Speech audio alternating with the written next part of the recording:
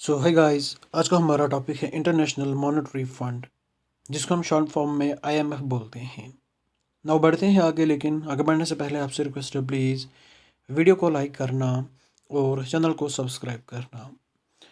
जो international monetary fund है, ये एक मेजर फाइनेंशियल एजेंसी है यूनाइटेड नेशंस की।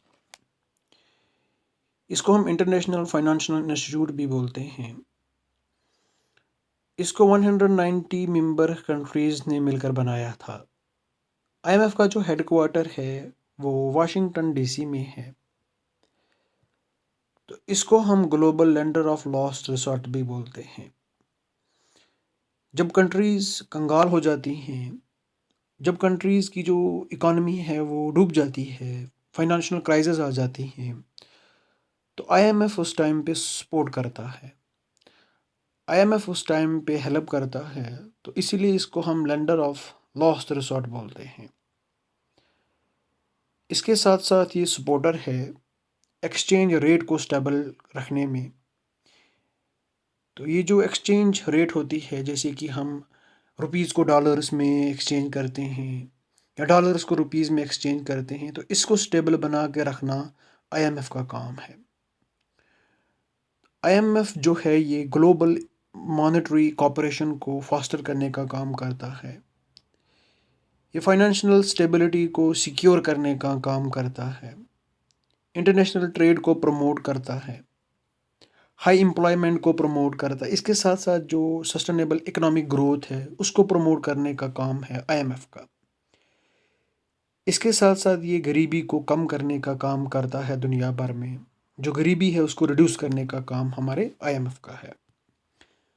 आईएमएफ को हमने एस्टेब्लिश किया 27 दिसंबर 1945 में at the Britain would conference. कहाँ पे? ब्रिटन वुड कॉन्फ्रेंस पे। सबसे पहले ये आइडिया था हरे डेक्स्टर वाइट का और जहान माइनार्ड किनीज़ का, इन दो बंदों का आइडिया था। स्टार्टिंग में इसमें हमारे पास 29 मेंबर कंट्रीज़ थी। तो इनका मकसद था कि जो इंटरनेशनल मॉनेटरी सिस्टम है इसको रिकन्स्ट्रक्ट करना। वर्ल्ड वार सेकंड के बाद, वर्ल्ड वार सेकंड के दौरान क्या हुआ था, जो इंटरनेशनल मॉनेटरी सिस्टम था वो बिगड़ गया था।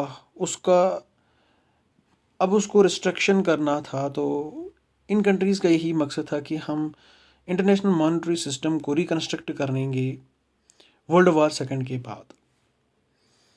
ठीक। अब ये एक बहुत ही अहम रोल प्ले करता है बैलेंस ऑफ पेमेंट को मैनेज करने में।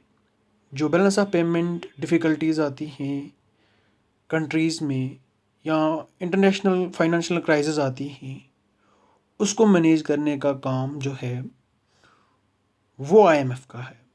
आईएमएफ इसको मैनेज करने में एक बहुत ही अहम रोल प्ले करता है।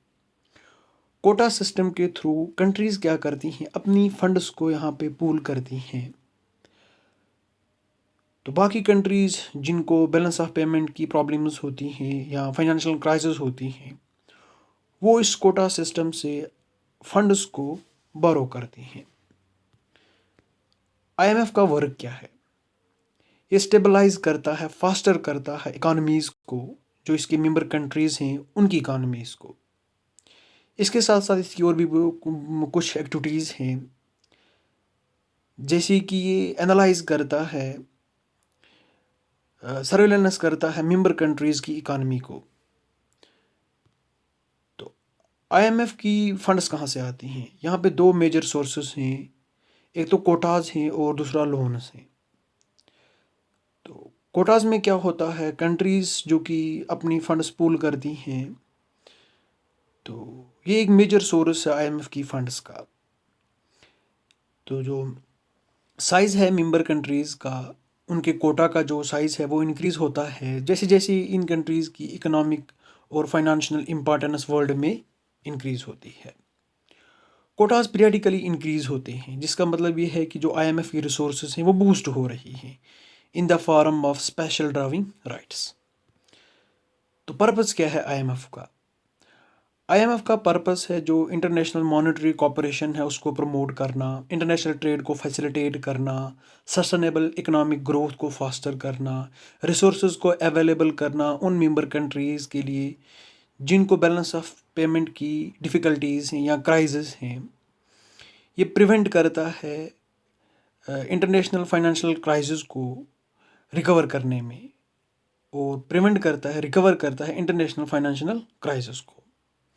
आई होप आपको ये वीडियो पसंद आया होगा। प्लीज़ चैनल को सब्सक्राइब करना और वीडियो को लाइक करना।